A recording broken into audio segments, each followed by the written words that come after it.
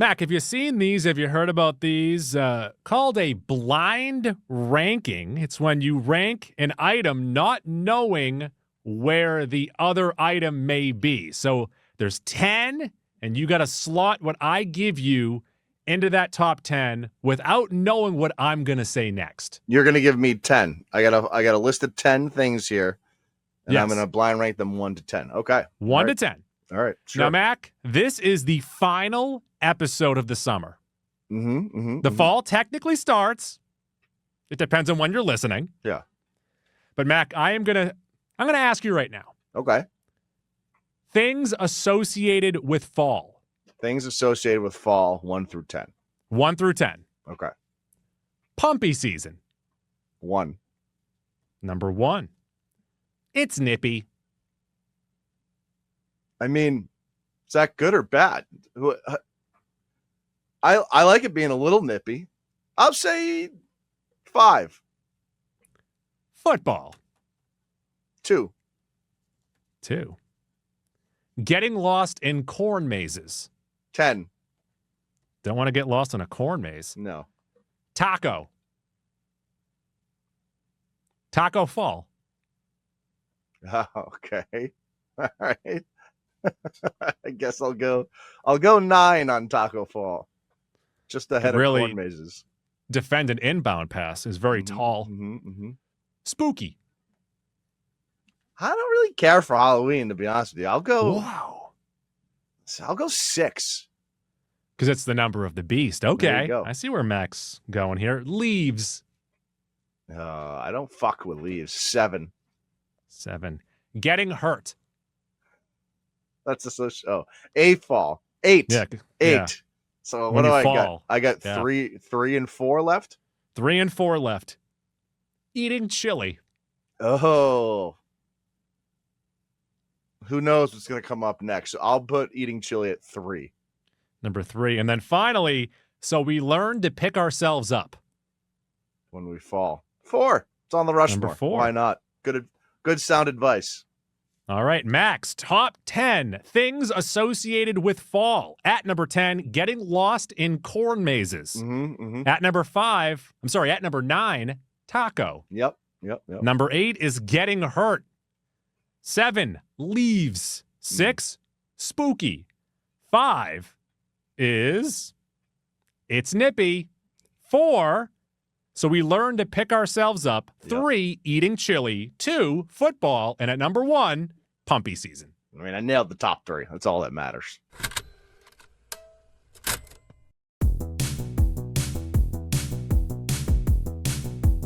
One, goo, 3, yeah! Goo.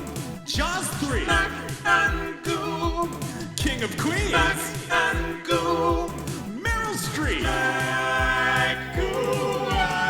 Entertainment. I'm Goo. And I'm Mac. And we are the Mac and Goo program. We bring you friendship. Yep. And fall ship soon enough. But as Goo mentioned, our last episode of the summer, and coming out of the summer, we have 3 summer blockbusters to talk about. No, we don't. Well, technically. One of them for sure. One of them made buku bucks. The other 2, not so much. But we have 3 movies that came out this summer that Goo and I did not see in a timely manner. A couple of them, I don't know if anyone saw in a timely manner, but Goo and I have gotten to them. This is the latest in what have you been watching lately, and then after the 3 movies, we will get to a show that Goo and I might have liked. Also might be picking up some traction to going to a season 2, because I just read before getting on the air, it will get a broadcast run. Whoa. Yeah. You know what? Kind of big. I do think network television is starved for quality programming. And I do think sans one character, this show was good enough. It was good enough. We'll get to that in a second.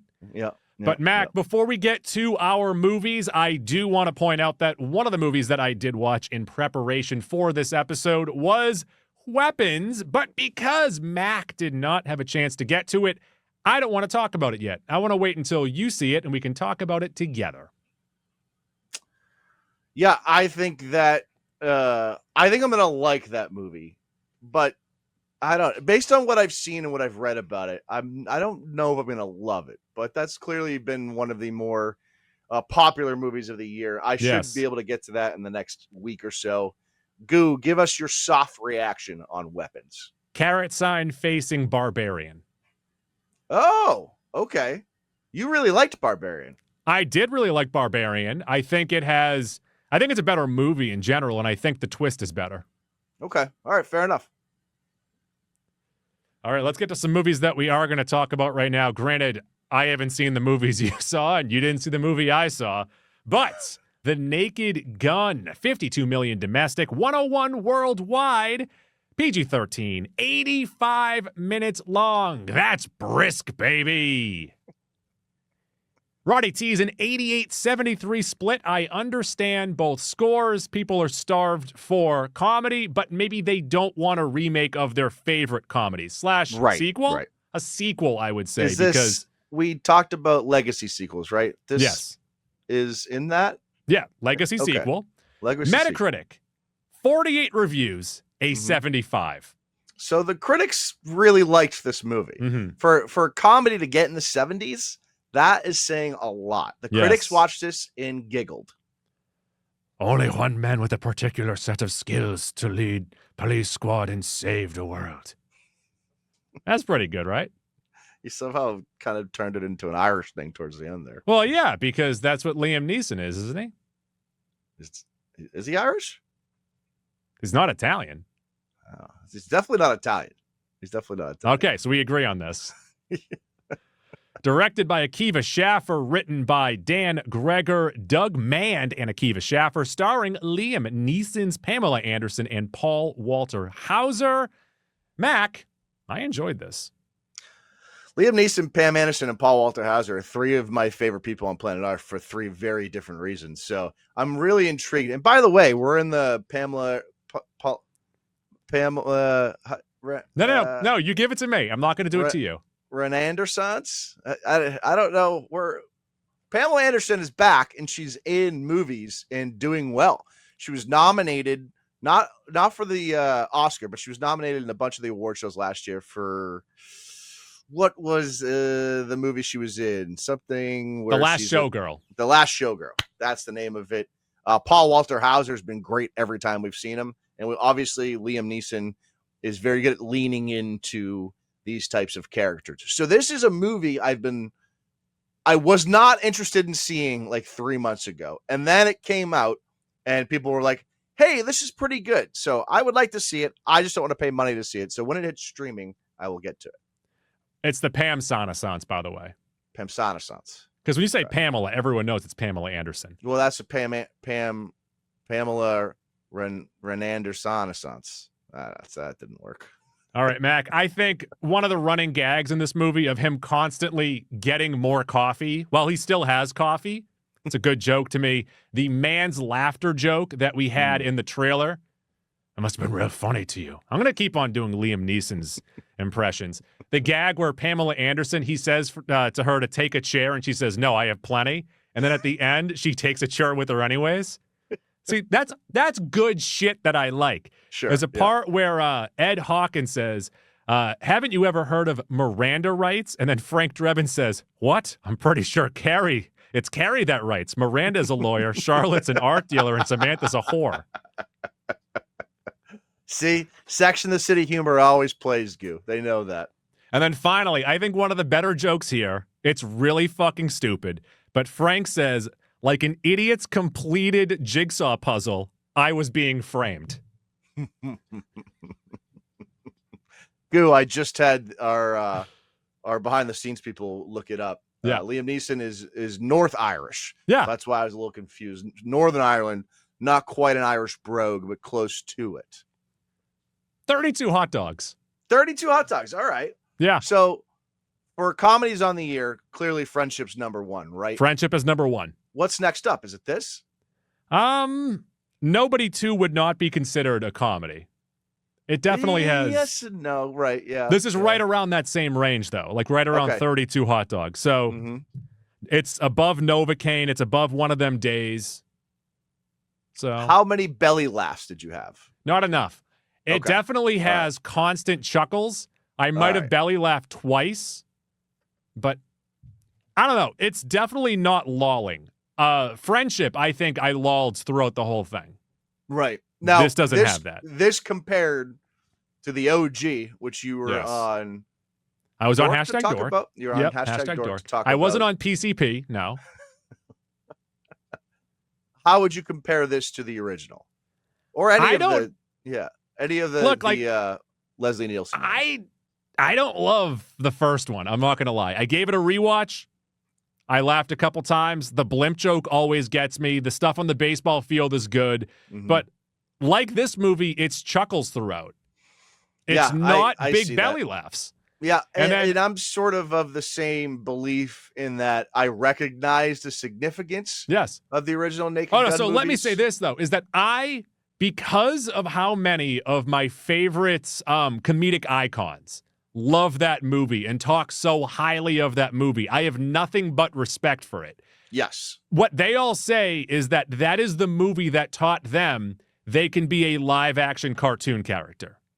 So that's a good point. I have absolute respect and love for it, but I never want to see it again.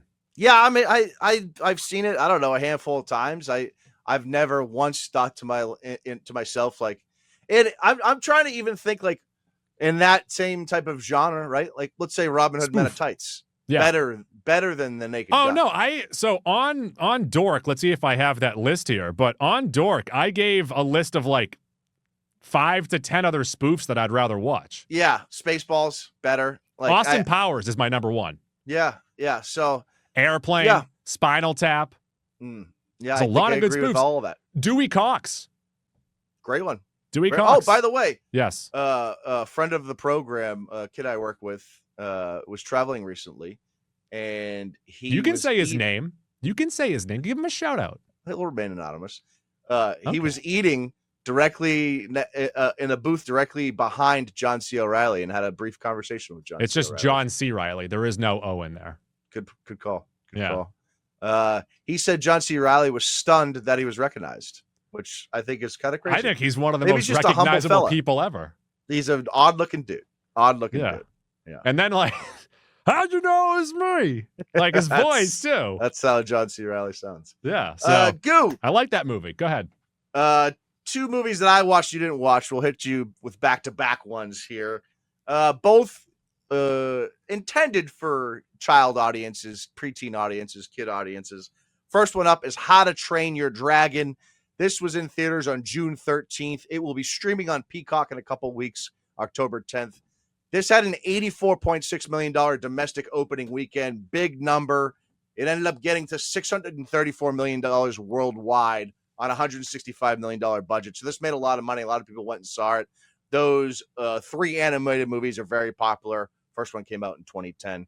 Goo, this is rated PG. It is an action, adventure, comedy, drama, family, fantasy.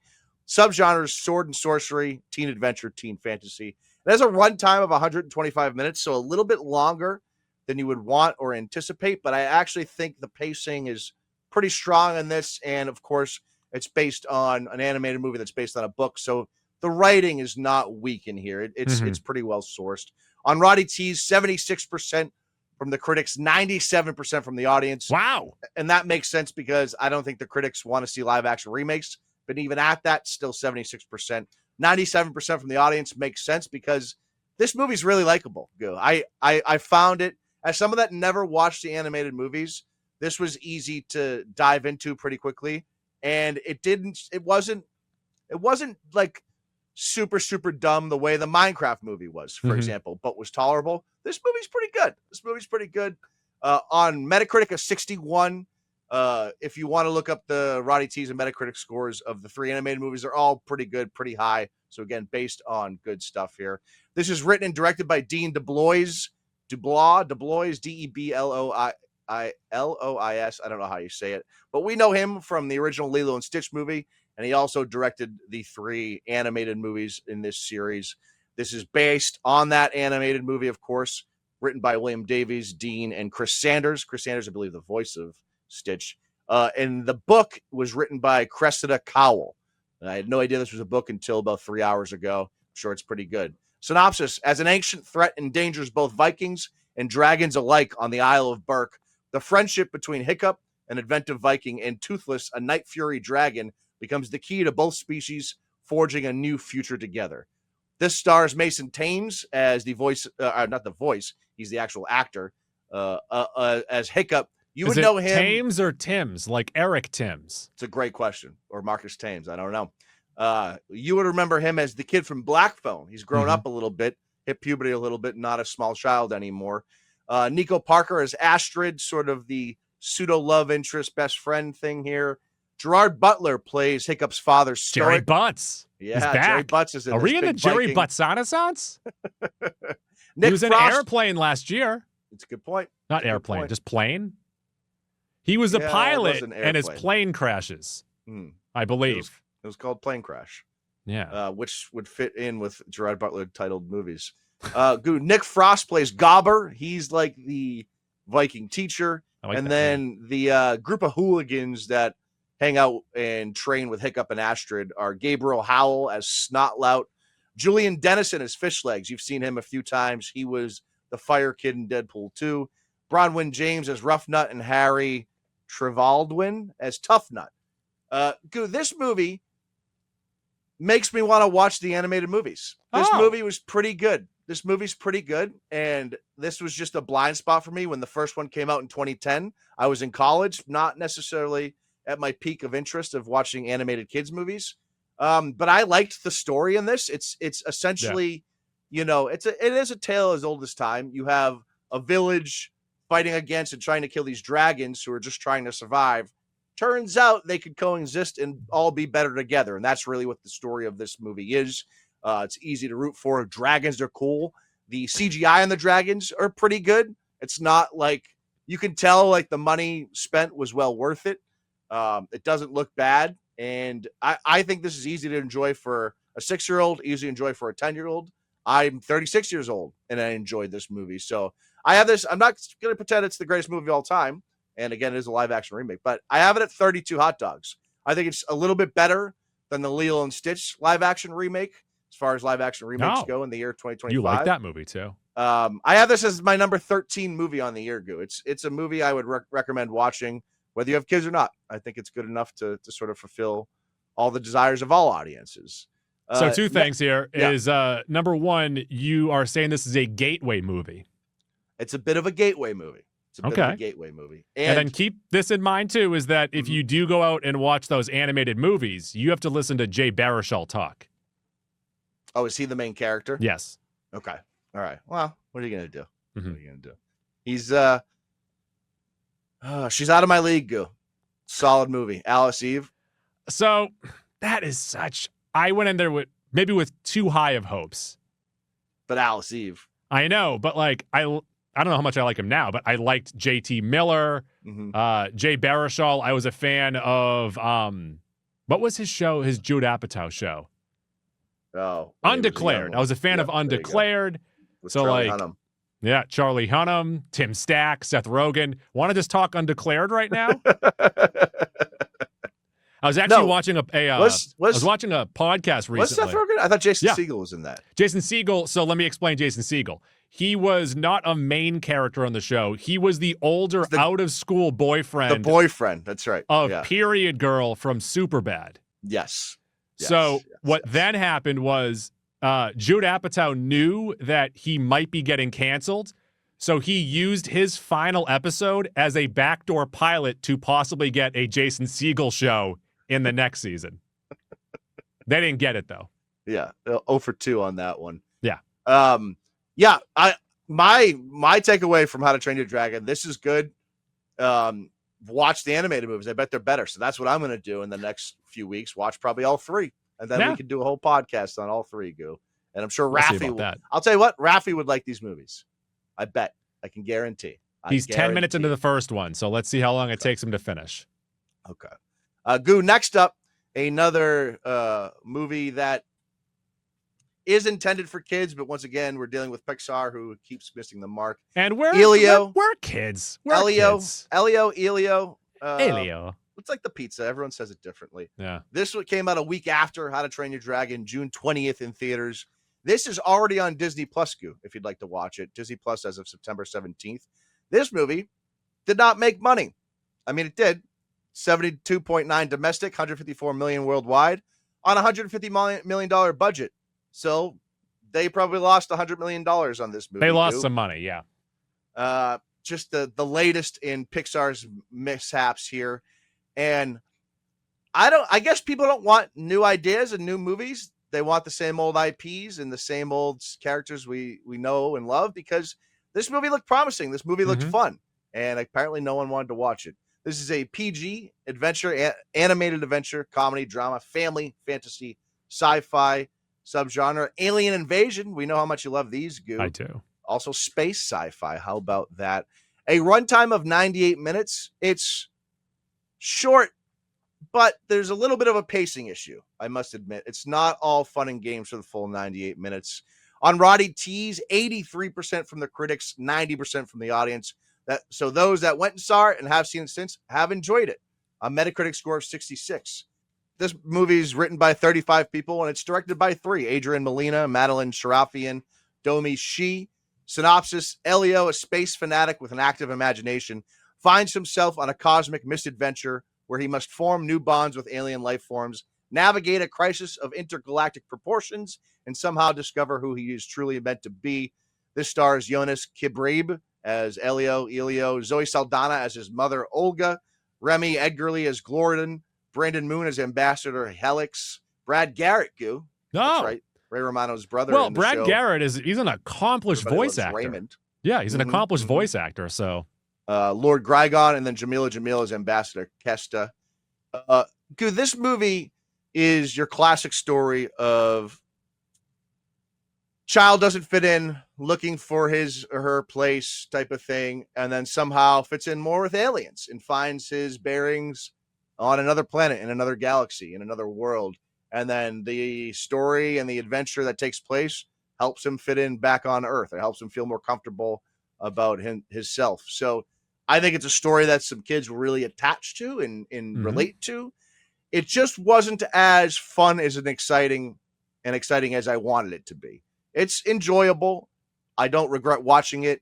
I think How to Train Your Dragon is better, definitively. But I have this at 30 hot dogs, my number 18 movie on the year. Apparently, it's the only animated movie I've watched this year. I'm severely lacking in animated movies. But I think if you sat Raffi down, the visuals of this movie would draw him in quicker. He might want to watch this one first, but ultimately, I think he would like the live action How to Train Your Dragon more. he likes cartoons. He'll pick the cartoon. No, I'm saying he would pick this one to watch first. Let me ask you this: how interesting is the animation? It's a lot of colors. It's a lot of colors. There's no groundbreaking animation techniques or things you've never really seen before, but there's fun alien-looking creatures, and it's very colorful. I feel like Pixar recently, it's too much of the same, and they don't stretch what they're able to do. Whereas Sony, DreamWorks, all of their animation looks different from movie to movie. I agree. I agree that those studios are doing it a little different. Come every movie, Pixar's a little too much alike. But if you're talking about colorful adventures that are gonna keep young kids entertained, this is probably pretty good for that. I just didn't love it. I wanted to like it a lot more than I did, but again, this is not intended for me, a 36-year-old white male. This is intended for a young kid that maybe doesn't fit in, So it is what it is. It's a good movie. It's just maybe not necessarily for me. I bet kids really like it though. All right, and let's get to the final one here. We just finished this season of television. All of the episodes are on Peacock, all 10 episodes, and that is The Paper. But like we mentioned earlier, the Peacock comedy will get a broadcast run starting in November. Yeah, that's very interesting. Yeah. That tells you that a lot of people are watching it, and it's getting decent critical success. So I think what it means is that it's getting good critical success. People are talking about it online, and NBC says, I think we could get a bigger audience because not everyone subscribes to Peacock. Maybe they'll watch on NBC. Yeah, I think you're right, and I think it's going to end up doing decently well. I think people are craving this style show. And like, if you're looking for like a ripoff, spinoff, poor man's office type of show, if that's like your It's jam, a poor man's office, poor man's you Parks like, and Rec. Yeah. If you like Parks and Rec and you like The Office, this does enough good that satisfies a little bit of that craving. It's honestly, Goo and I talked about it a couple of weeks ago, or a week ago, when we had just sort of stuck our toes in and dabbled in a few episodes. I think we were both surprised at how not bad it was. Yes.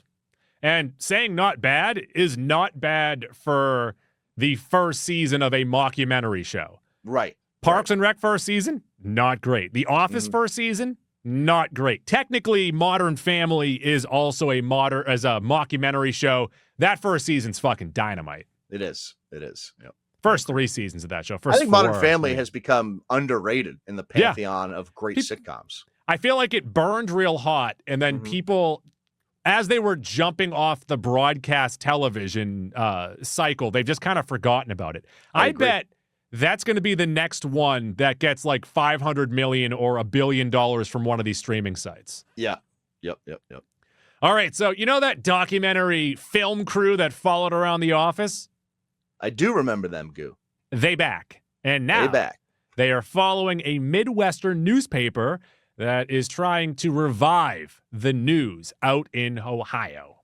Yeah, Toledo, Ohio, I think, right? The Toledo Truth Teller. That's what it is. And Goo, I think, the magic of The Office is most of those characters are extremes in one personality trait or another, and they never really go over the line. Michael Scott does a little bit, especially in that first season, but he gets drawn in, and by season 2, you're flying. This show tries to echo that and does a decent job. Parks and Rec obviously does a similar thing. However, what this show has that those other two didn't is a character that's so far beyond even pretending to be a real character that she nearly submarines the entire show. Esmeralda, played by Sabrina Impacciatore. Impacciatore. I felt like she was a cartoon character among semi-real people. Like, obviously, everyone's a little outlandish. I would say that they should try and make their characters a little more different, too. A lot of the people that work in the newsroom are very, very similar. But she is... Even her motives, like, they just don't make any sense, to the point of, like, why is she still around? None of it makes any sense. Dwight Schrute, simpleton, weirdo. It works. He's ridiculous, but it works. Michael Scott is seeking love. It works. Yeah. Her motivation is not good enough for her to be that ridiculous. And I don't know, Goo. Like, she's within 5 minutes, you wanna punch your television because she's so unbearable. By the 7th or 8th episode, I was skipping her scenes. Yeah, it's bad. She's honestly, we talked about it a lot at length every time we discuss Breaking Bad. There's some all-time bad characters, or all-time annoying characters, I should say. This is one of the worst written characters ever in any show. Yeah, so bad.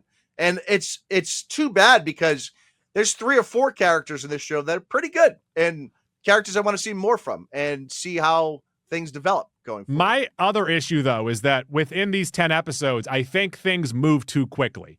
By the end of this season, they start out by just figuring out how to be reporters.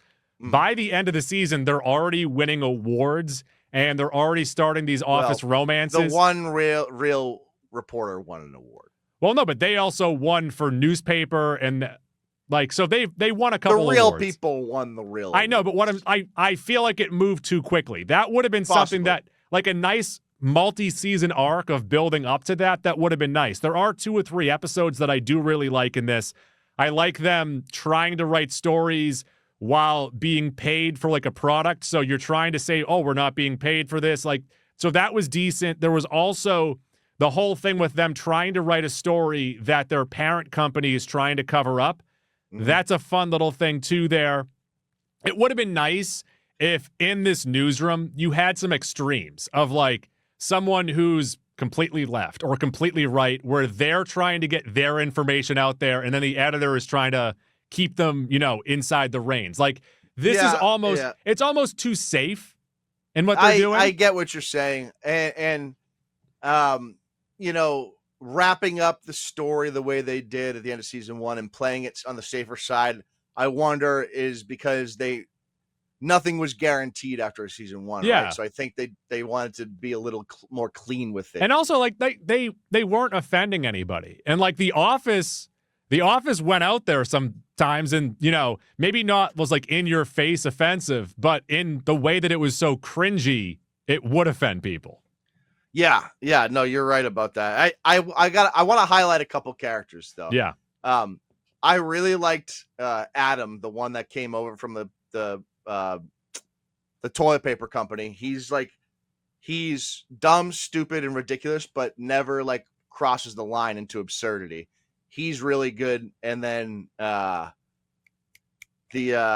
it Detrick? I see. This is the issue with the show too. I don't know who any of the characters I know. are. I know who Dom Hill Gleason is. I know who Ned. Esmeralda, and then the blonde one. Yeah, she's from Massachusetts, by the way. Oh, shout out. How about that? Yeah, I'm butchering this character's name, but I think it's good enough, and it's free, if you have Peacock, and it will be coming to NBC. I think it's worth a watch to let us know how you feel about it. Obviously there's passionate Office fans. Two of them are sitting here right now. Yeah. And us as massive Office fans weren't offended by this spinoff. I'll put it that way. It was good enough. Good enough. That's exactly. It was good enough. I think it's good enough to, when season 2 comes out, I will watch. If by the end of season 2 we're at the same place, like how I feel about it, or it's lower, I'll probably jump ship. I also liked the blogger influencer, just pressing, and then they go, there's a back and forth. They hit on a couple decent notes that has actually happened in real life. So Mac, your wash is done. It is just finished. No, that was my dryer, I think. Oh, that's your dryer. Sorry about that. Also, while I don't love the character, the British fella with the gray hair. Yeah. Him responding to all mass emails killed me. See, the fix to this show is they need to take Esmeralda out back the way they did with Mark in Parks and Rec. And then have but the you British leave Mark guy Brandanowitz away. You leave him alone. Have the British guy take over that you just need him there doing it. You don't need him and her.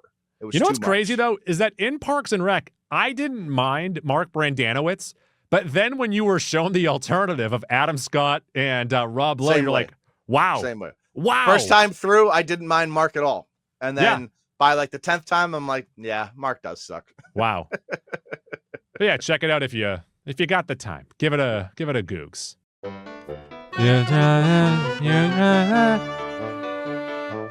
Let's get into MacSack. And MacSack could be anything. It could be a boat. And Mac, as a gentleman pushing 50 years old, I sometimes feel... We are closer to 50 than we are 20. We are closer to 50 than we are 20. So I often think to myself, I'm really getting up there. Mm-hmm. And I think this is going to help us out. I have created, because it is SepTIERmber, I created a tier of Goose Old. Simmons is old! And you can help me. You're going to tier things that I do that, is it old or is it just goo? Okay. So at the top tier, it is Methuselah rookie card. Sure. Whoa, a Methuselah rookie card. Number 2 is older than George Burns. Look at the store clerk. She's older than George Burns. Then you go to old balls. Old balls? Follow that up with not that old, but... Well, I guess this is growing up. And then finally, it's not old. You're not being old. You're just weird. Beware it. So, Mac, we will go ahead and go through these things that I do pretty much in my everyday life, and you tell me where it tiers. I'm going to have a hard time differentiating between the top 3 tiers here. That's fine because they're all pretty similar. All right.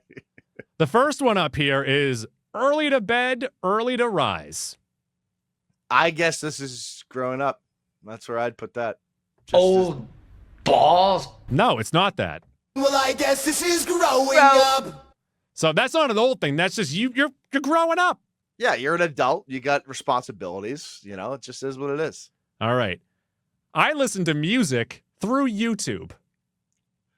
Yeah, this is. I feel like that's a really old thing. Put it somewhere in the top 3. Like Pick one. You got to pick one. Like when my dad sends me songs, he's not sending me Apple Music or Spotify. He's sending me YouTube links. So which one? Old balls. Old balls. How about I've begun to steep my own coffee? Okay, that's not old. It's just weird. It's just weird. Beware it.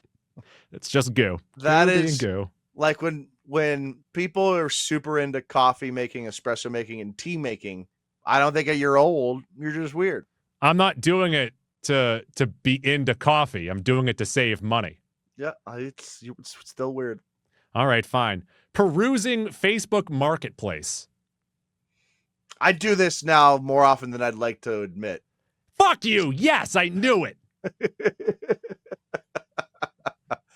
My mom also peruses Marketplace all the time. That doesn't help my argument at all. So I would say this is growing up, and I wouldn't say it's weird. So you place it somewhere in the top there. No, you got to tell me. You're in charge of this tier. Well, if you're, we'll just call Methuselah rookie card then. Whoa, a Methuselah rookie card! All right. Next one up here is just still having a Facebook. It's almost because we were ahead of the time, right? We were. We had them before the adults. But hear me out. But now people we're our age behind the don't time. We were I ahead. only use Facebook for Marketplace now, Yeah. or to remember someone's birthday. So what I is don't it? know. I guess this is growing up. Well, I guess this is growing up. Still having a Facebook this is growing up. My memory is bad. My short-term memory is horrible. Horrible. If it doesn't go into my calendar or a note app, I have no idea what's happened or what should be happening or where I should be showing up. So what is it? Older than George Burns. Look at the store clerk. She's older than George Burns. My memory is all of this stuff in this podcast, all the dumb shit that I know. That's all I have. Actually, I don't even remember most of the things I say on this podcast. Oh, I don't remember anything that I say on this podcast. I'm saying fun facts that I bring to the table on this podcast. But then people will tell me stuff from my life, and I'm like, wait a second. That doesn't sound like me. I didn't say that, did I? It is. No, I definitely said that. I sneeze loudly. Not old, just weird. Beware it. I was told it's an Italian thing. Achoo! Ooh-ah. I get mad at my neighbors when they don't bring their barrels in. Yeah, especially in your neighborhood, street parking is the utmost of importance. But sometimes, like, if you bring it out in the morning, you might not be home till 6 o'clock at night. You can't bring them in, you know? For me, I work a 24-hour shift. I put them out in the morning. I can't bring them back till the next morning. I know for a fact sometimes my neighbor brings mine back so that he can park where the trash cans are. So, old balls. Old balls. Well, no, so what I see sometimes from my neighbors is the cans are empty and they'll move them out of the way so they can leave their driveway. They don't put them back. They leave them on the sidewalk. They just move them out of the way. Where you're supposed, I think the idea is you're supposed to leave them at the end of your driveway, but almost no one does that. No, it's always on the sidewalk. Yeah. Or on the curb or on the street or something. Yeah. I talk about the weather a lot. It's important. Mm-hmm. It's important. It's an easy conversation starter when I don't know somebody. I'm like, wow. I guess this is growing up. Well, I guess this is growing up. How about that heat? The humidity is crazy right now. It did rain the other day, so that's kind of helping out. Right. I think about my own mortality and the mortality of my loved ones quite a Okay. bit. I haven't gotten there yet, so I'll say older than George Burns on that one. Look at the store clerk. She's older than George Burns. I groan a lot when getting up. It could go into any of the 5 categories. Any of them. I'm going to ask you to pick one, though. I don't think it's that weird, so let's go with Methuselah. Whoa, a Methuselah rookie card! Out of nowhere, I love the taste of lemons. No, that's weird. Not old, just weird. Bit weird, isn't it? You haven't developed a taste for lemons yet? I can tolerate lemons. I like them squeezing it over my pad thai. Yeah, as a kid, I didn't care for lemons at all. Now I'm like,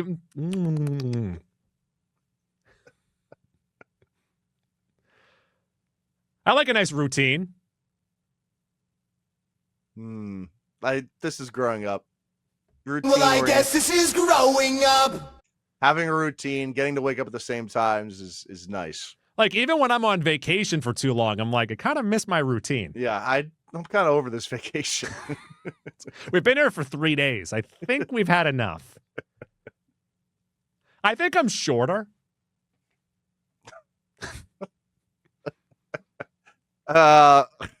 George Burns. Look at the store clerk. She's older than George Burns. I swear, and like, because you're telling me, like, doctors have messaged me about this when I claimed that one of our friends grew 2 inches at the age of 35. Apparently, not a possibility. I The don't think only that's a other thing would be, like, I'm getting shorter. Yeah, which is more likely. We were the same height my entire life, and suddenly I'm looking up at him. Unless, think about this.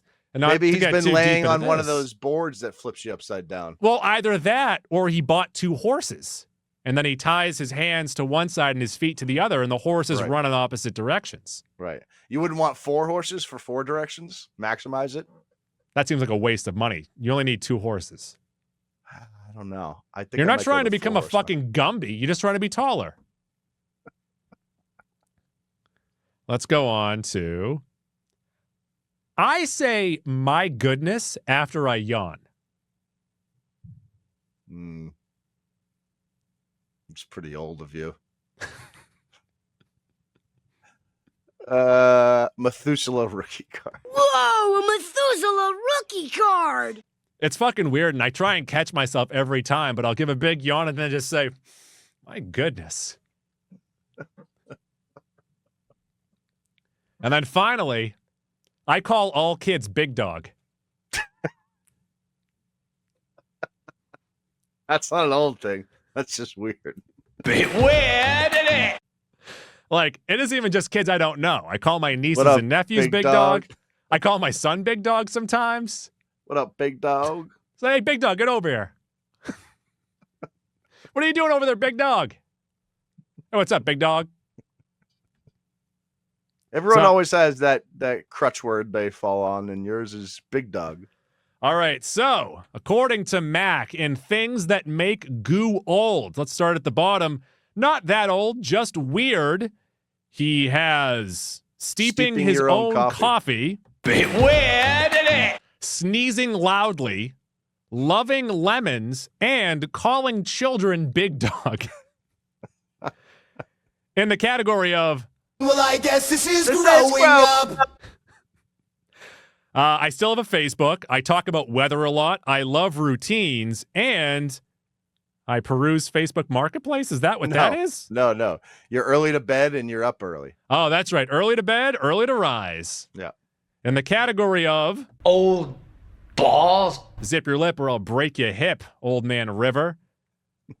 I listen to music through YouTube and I get upset. Not upset. I don't cry about it, but I get miffed when my neighbors don't bring their barrels in.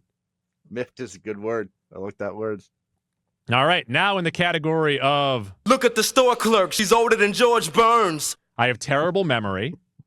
I think about mine Burns. and my family's mortality a bit too much, and I think I'm getting shorter.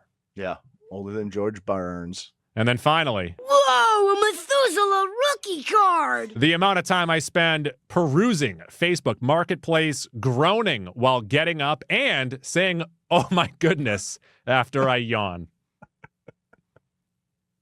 Look at that. Another fantastic tier done by Mac and Goo.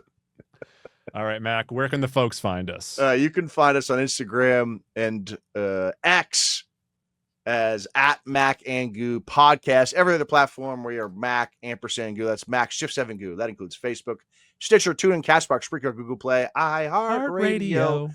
More importantly, we are on Spotify and Apple Podcasts. Get on there, rate, review, subscribe, 5 stars. If you do that, we'll get you maybe one of these No, probably days, not. a free Mac and Goo t-shirt from the folks over at Watertown Sportswear. That's Watertown Sportswear, 34 Mount Auburn Street in Watertown. WatertownSportswear.com, expert screen printing and embroidery. tpublic.com, merch. Well, I guess growing up is knowing that we're going to be back on Tuesday, maybe. Look at that. Probably. Schedule-ish. Maybe we'll pull a guys from South Park and just be like, episode wasn't ready. My bad. And you know what I think that is? Well, I guess this is growing up. That's what Parker and Stone said to each other. Yeah, all the time. That's what they always say to each other. It's weird. You know what I like is when Adam Sandler threatens the old guy that, I'll break your hip. And then he just quietly says to himself, I'd like to see you try. Yeah. The biggest mistake you've ever made is old, white body and loose skin, old balls. I watched Big Daddy the other day. It's on television the other day. Would you say that's his last classic? Obviously, Mr. Deeds came after it. That's borderline. Mr. Deeds is borderline. Click is borderline. Click's not a classic Sandler, though. I get, but it's like 2005. 6 or 7.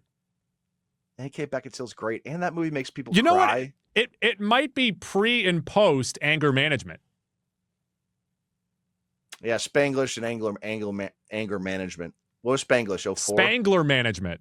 Spangler management. Anger management made me angry. And then don't get me wrong, I love That's My Boy, but would you call it a Sandler classic? No, but I'm thinking classic, like last bastion, last great effort. And the way we talk about Will Ferrell in the early 2010s, Click might be the last one. Click might be the last one. Donnie, what is that? Dolce & Gabbana? No, it's a fucking hefty bag. Gets me every time. Happy tissues, sad tissues. Jerking off to the grandma. What's the love interest in Big Daddy? Big Layla. Daddy was what's her name from Chasing Amy? Mm-hmm. I like her. Big fan of her. Joey Adams, right? Joey Lauren Adams. Yeah. Yes, there we go. Yep. We should do a blind ranking of just trying to figure out people's names. Do you want to tier Sandler co-stars next week? I'll let you do that alone. I'm not getting canceled. I'm not here to get canceled. I'm not here to say things that are offensive. And you know what I say that is? Well, I guess this is growing up. Tuesdays are goose days. I abuse kangaroos. Tim Burton. Bye.